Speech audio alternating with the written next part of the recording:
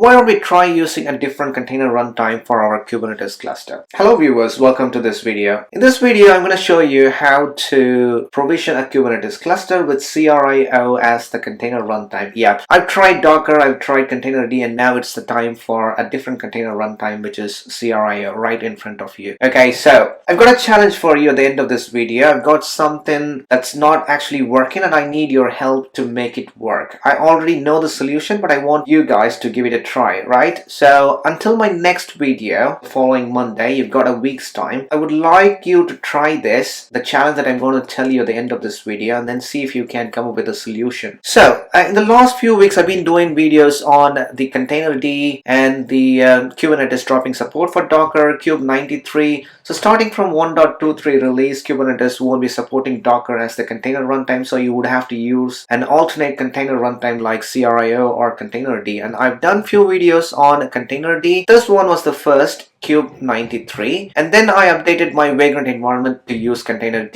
I also updated my LXD environment to use Containerd, and this video was an interesting one where I've demonstrated how to switch the container runtime on a live cluster from Docker to Containerd and things like that. Alright, so enough of Containerd. I just wanted to give CRI-O a try. A couple of you asked me to try CRI-O as the container runtime and how it actually works. I've got my Kubernetes repository here, and I'm going to go to a new branch that I created today, which is CRI-O testing, and inside this repository under the miscellaneous directory, I've got this folder Kubernetes with CRI-O.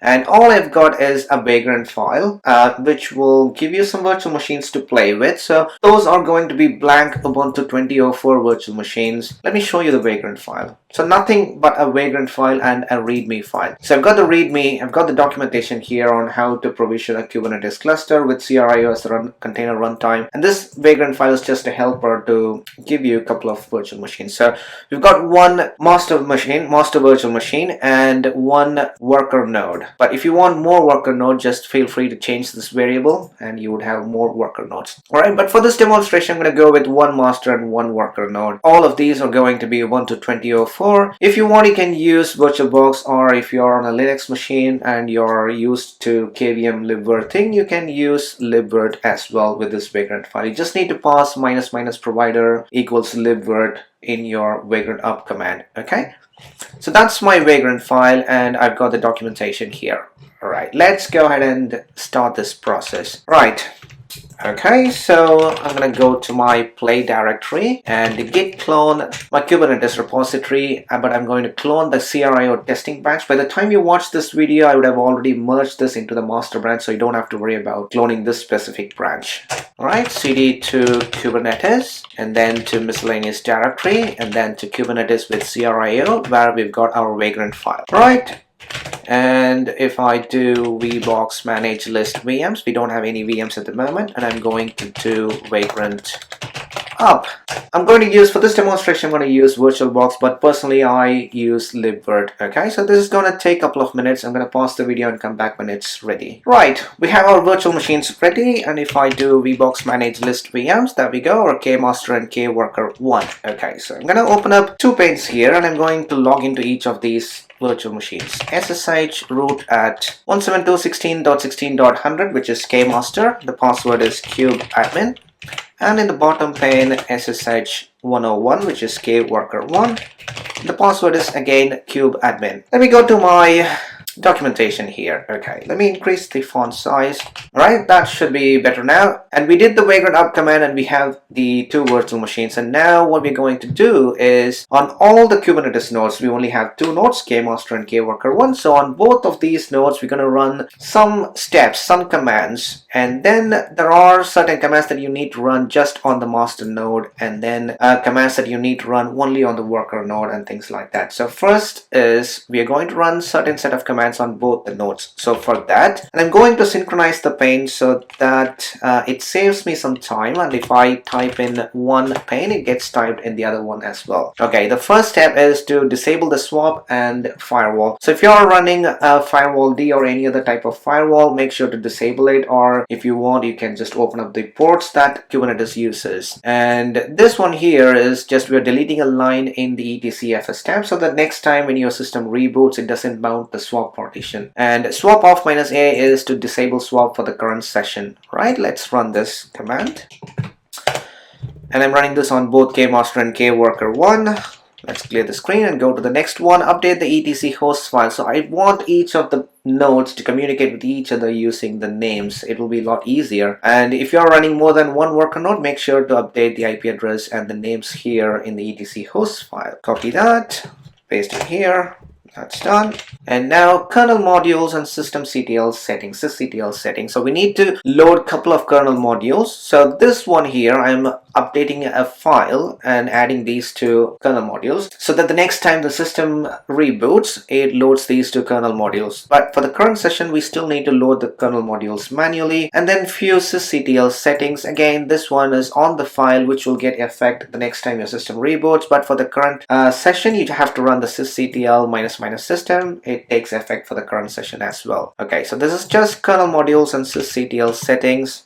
Okay, that's done. And now the interesting bit, installing the CRI-O container runtime. There's one important thing you need to remember, version. So that's the version of the CRI-O container runtime that you're installing, and it needs to match with the version of Kubernetes that you want to deploy onto. So OS, you need to expose a couple of variables, because you see here we are using $version, $OS and things like that. Okay, so OS is Ubuntu 20.04 and version is 1.20. So the major and minor version should match the major and minor version of the Kubernetes cluster that you are installing. So in my next step, installing the Kubernetes components, you can see here I'm installing 1.20.5. The major version is 1, minor version is 20.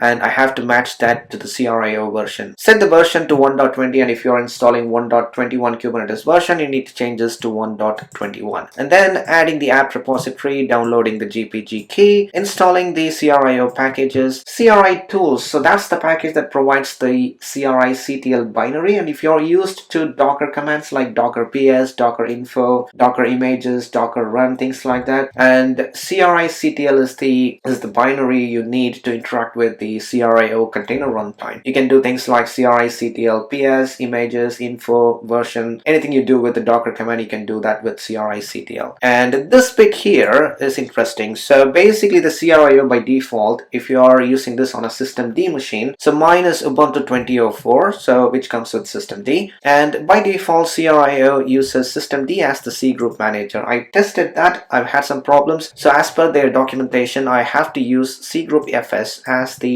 C group manager. And finally, we do a daemon reload and enable and start the CRI-O service. Let's do that and paste it. Alright, so we've got CRI-O container runtime installed on these two machines, and I can do CRI-CTL version, CRI-CTL PS, so that's something like Docker PS, CRI-CTL images, CRI-CTL info. That says the container runtime is ready, but the network is not ready. So don't worry about that. When we do the kubeadm init command followed by deploying the Calico network, it will all be good. Okay, so the next step is to install the Kubernetes components, add the apt repository, and then install Kubernetes 1.20.5, kubeadm, kubelet, and kubectl. Okay, copy that. Paste it. Right, Kubernetes components installed. So now just on the master node, I'm going to run this command to initialize the Kubernetes cluster.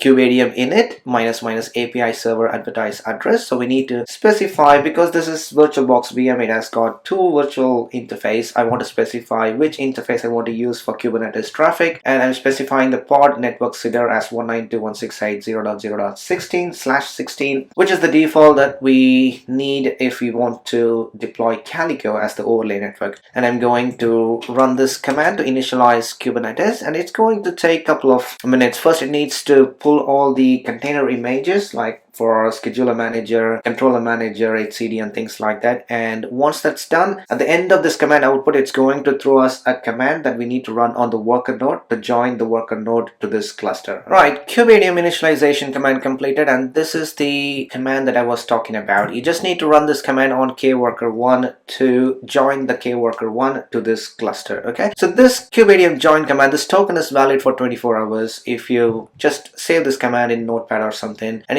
even if you lose this command, there is a command to regenerate it, which we will see in a bit. Okay, so now the next thing is to deploy the Calico network. I'm deploying Calico version 3.18. Again, this has to be done on the master node.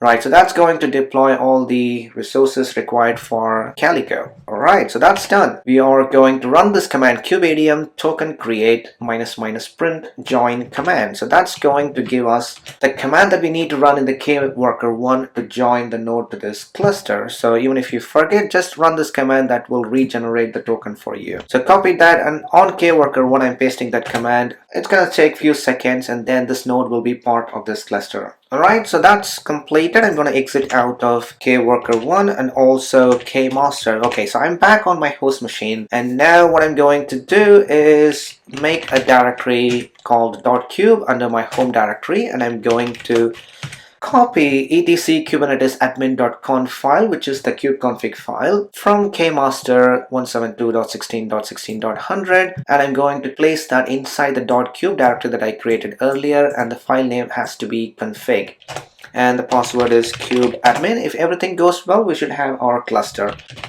kubectl cluster info, very first command I would like to run, and I can see a response from the API server. It's all running good. And if I do kubectl get nodes -o wide, there we go. So kmaster and kworker1 both are ready, and they are both Ubuntu 20.04. And if you look at here, the container runtime, which is the important bit here, is now using CRI-O version 1.20.2. And let's take a look at the pods that are running in our cluster. Alright, so all the pods are running now: Calico, Core DNS, etcd, API Server, Controller Manager, kubeproxy, and Scheduler Manager. So all looking good. Okay, so now let me come to the challenge that I mentioned at the start of this video. Right, let me open up another pane here, and if I do watch k get pods -o wide, let me launch another pod. kubectl run -it to run in interactive mode, --rm, give it a name, shell1 -- image busybox. I'm just starting a simple busybox container, okay? And you will see the container getting created here. Yep. Okay, so now I've got the prompt back, and that's the container. It has got the IP address 192.168.41.129, and I can also verify it here. Yep, 129. So basically what I usually test after bringing up a cluster is I'll usually deploy a couple of pods on 2 different nodes and then see if they can talk to each other. So that will confirm that our overlay network is working fine. So that's the basic test that I usually do. Okay, so I've got my busybox container, which is running on kworker1. I just want to see if I can ping a container that's running on a different node. The only other node that I've got is the master node, kmaster. Say for example, kubecontroller 192.168.189.1. I'm gonna see if I can ping this container that's running on kmaster. You can clearly see the network range in kworker1 is 192.168.41, and on the kmaster it's 192.168.189. So clearly they are on 2 different networks locally on individual nodes, and it's the Calico overlay network that helps us route the traffic between these 2 networks. Right, ping, and that's the IP address. Okay. You see the problem? So that's the problem that I want you guys to look at. So I can't ping, permission denied, or you root. So maybe there's a problem with this particular busybox container. Okay, let me change busybox to bash. Okay, so that's again another simple container that I use for testing. Let's wait for the container to get created. Alright, so I've got the bash pod, and if I do which ping, yep, I've got ping, and if I do ping and this IP address, again, I'm getting the same problem here. So that's the challenge. Okay, I'm gonna wrap up this video, and in my next video, which I'll be posting next Monday, I'll give a solution. I'll tell you what exactly is happening here and how to resolve this if you need to. If you find the solution, just share it in the YouTube comments. Okay, all right, I think that's all for this video. Give this a try. If you've got any questions on this installation process, provisioning process, or with CRI-O container runtimes, let me know. I'll be happy to help, and I will see you all in my next video with a solution to this one. Until then, keep learning and keep on learning. Bye bye.